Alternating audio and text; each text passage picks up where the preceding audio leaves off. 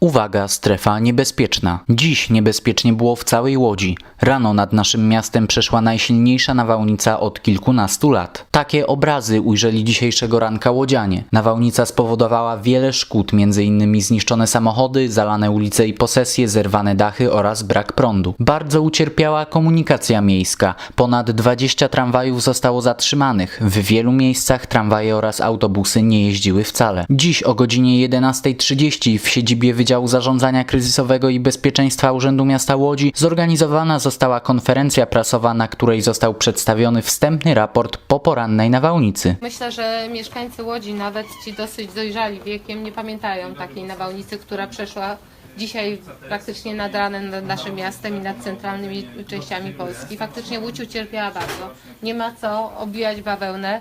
Jesteśmy w stanie podwyższonego ryzyka i dużych perturbacji, które w tej chwili się dzieją. Skala zniszczeń jest naprawdę bardzo, bardzo duża. Nie jesteśmy pomimo szczerych chęci w stanie zrobić wszystkiego. To, co jest najważniejsze, szanowni państwo, nie ucierpiał nikt, jeśli chodzi, nikt nie zginął w tej nawałnicy i to jest cud, bo faktycznie przy tych rzeczach, które się działy, mogło być różnie. 4 rodziny ucierpiały, ponieważ dach z prywatnej kamienicy uderzył w naszą kamienicę, zerwał dach, musieliśmy ewakuować. Teraz jest powiatowy nadzór budowlany, zdecyduje, czy będą te rodziny mogły wrócić do swoich mieszkań, czy nie. Prawdopodobnie będziemy musieli na czas remontu wyprowadzić te rodziny i to jest praktycznie jedyne.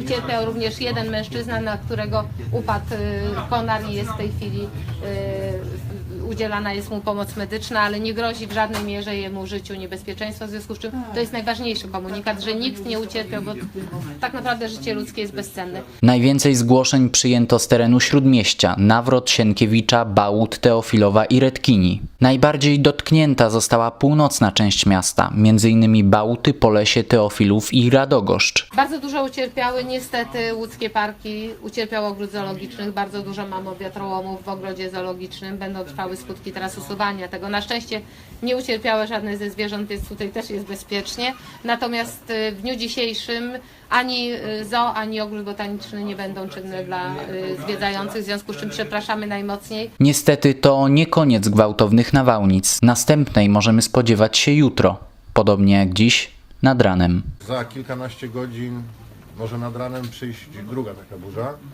Ona w tej chwili jest na terytorium Austrii, się przemieszcza i w związku z tym apel do Państwa, żeby po pierwsze parkować samochody w taki sposób, żeby nie mogły na nich spaść konary czy trakcje elektryczne. Takich zdarzeń mieliśmy bardzo dużo.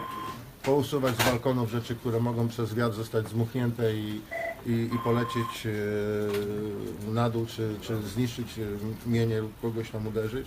Tutaj prośba, ja przychylam się i proszę bardzo Państwa również o dostosowanie się, jeżeli przejdzie ta druga nawałnica, no to bardzo prosimy, żeby my będziemy informować Państwa na bieżąco, czy ta burza idzie bezpośrednio na nas, czy gdzieś nas jednak uda się ją ominąć, żeby Łódź ominęła, to jednak proszę o słuchanie komunikatów i dostosowanie się również do tych komunikatów.